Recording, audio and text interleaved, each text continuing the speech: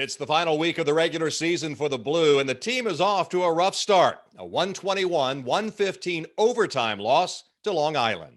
We just didn't do enough right to win the game. The physical effort was there, but from a concentration standpoint, our execution offensively, and then, I thought we put them at the line. Now, we did end up winning that battle at the line, but one of the big things coming into the game is we couldn't foul them. They're going to try to attack the paint. They're going to try to get to the deep paint. They do a good job of that, and we just didn't execute our fundamentals well enough to win that game. So we got to learn the lesson there. We got to heal up and rest and get ready for the next game. We're blessed to have another opportunity to do that. Center Moses Brown got a rest day against the Nets, and Omer Yurtseven came ready to fill in from the start, scoring 20 of the team's first 40 points. Well, I knew that I would have to do everything I can for the team and fill out Moses' role. So I did my best. I won the rim for us as much as possible, and I think overall I could have gotten more rebounds as my take away from the game, but overall I think I did a pretty good job. And we knew that winning the rim, the shots around the rim and rebounding were what Moses did around, and that's what I tried to help out with and carry the team on that end. Yeah, Omer was ready. I mean, he's been so productive in the minutes he's had, to the point where you're like, dang, he's what could he do with this type of opportunity? And he was completely ready for that. He's been a professional, and it's had an attention to detail to his preparation, regardless of his minutes or role. So he was really good in what he did today. When Yurtseven needed a breather, the Blue went small for long stretches of time. In the first quarter, that resulted in a 14-0 run. Jalen Horde finished with 17 points, 6 rebounds, and 3 assists. Ryan Woolridge found Phil Booth. Booth scored 15 in the game with a team-high 3 trays. And Woolridge beat the first quarter buzzer to give the Blue an 8-point lead. Yeah, with Jalen and Vince and those guys kind of at the 5, I think that's a look we can use, kind of change up the game a little bit. We probably should have gone with it in overtime, to be honest. That was a mistake on our part. But, in hindsight, it's easy to look at that. But I thought that group with Jalen and Vince out there, whoever was at the 5 when we were smaller, really did a good job defensively, taking them out of the paint. And, that's something we can look for going forward. Our guys are, ready. We're ready for the challenge, and they stepped up. We were only 9 guys and about 8 guys towards the end of the game. So everybody knew the minutes were there, and it was an opportunity. So, mentally and physically, we were here and we were ready. In the second, Rob Edwards scored 7 quick points to extend the lead to 15 with 4.5 to go in the half. He finished with 10. But Long Island ended the half with a 17-4 run to cut the Blue advantage to a single bucket.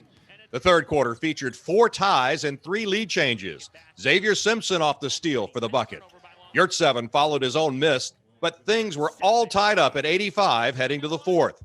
The Blue trailed by 8 with 6:30 to play, but battled back. Antonius Cleveland the reverse. He finished with 17 points, 6 rebounds, and 4 assists. Horde with the drive and the 1. The Blue knocked down 18 of 19 free throws to stay in it. Simpson, off a great save, drives in to cut the deficit to 3. Yurtseven beats the shot clock buzzer to make it a 1-point game. After free throws, it's Cleveland for the tie. The Blue missed 21 of its first 25 threes, but Vincent Edwards made it 2 in a row when it counted most to tie it up again.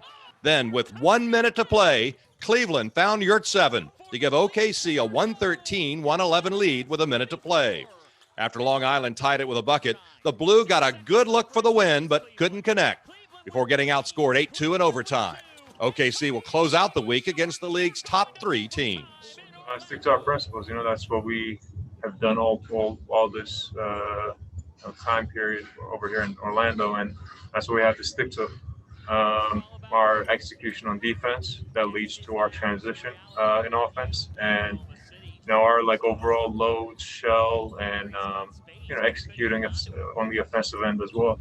I think if we stick to that, we have a chance to beat every team. But it's also a challenge. I think that's what will drive us too. We'll take it as a challenge and step up to it. There's a physical exhaustion to this thing. We've played a lot of games, but everybody's in that boat, so we can't hang our head on that. We got to have some incredible recovery days here, in terms of from a physical and mental standpoint. But I do think the guys that stayed out there today, they did enough physically to win the game, and we're always going to credit our guys when they do that. We knew that was going to be difficult with the numbers we had, But, we've been in that situation many a time in the G League, so it's not any different here in the bubble. So from a physical standpoint, we were there, gave everything we had, and credit to those guys for doing it. From a mental and execution standpoint, it just wasn't enough. Gotta be where our feet are. This is the situation we're in. This is what it's going to take to continue to play well going forward, knowing our opponents down the stretch are really good. And we just got to take it head on. The obstacle is the way in this scenario. So can't hang our heads, can't play the what-ifs game. You got to take the situation that's in front of you and make the most of it. And it seems like you've got a team that will certainly do that, Coach. Yeah, absolutely. These guys have been tremendous through ups and downs. They've given us everything they've got. So we got to reach back, get a little better here, reevaluate the film, and then continue to push forward. We're all hungry. I think that's what we all agree on.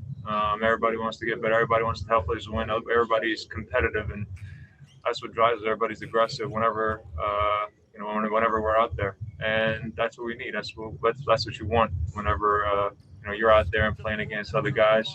You want those aggressive and hungry plays, and that's what we do. I think with that comes the recovery aspect, and we have a bit of a period here to just recover fully and be ready for those 3 great games. It's the Raptors 9:05 on Wednesday, followed by #1 Erie on Thursday, with the regular season finale Saturday against Santa Cruz. All 3 games are on ESPN Plus and will be streamed live on the Thunder website and app.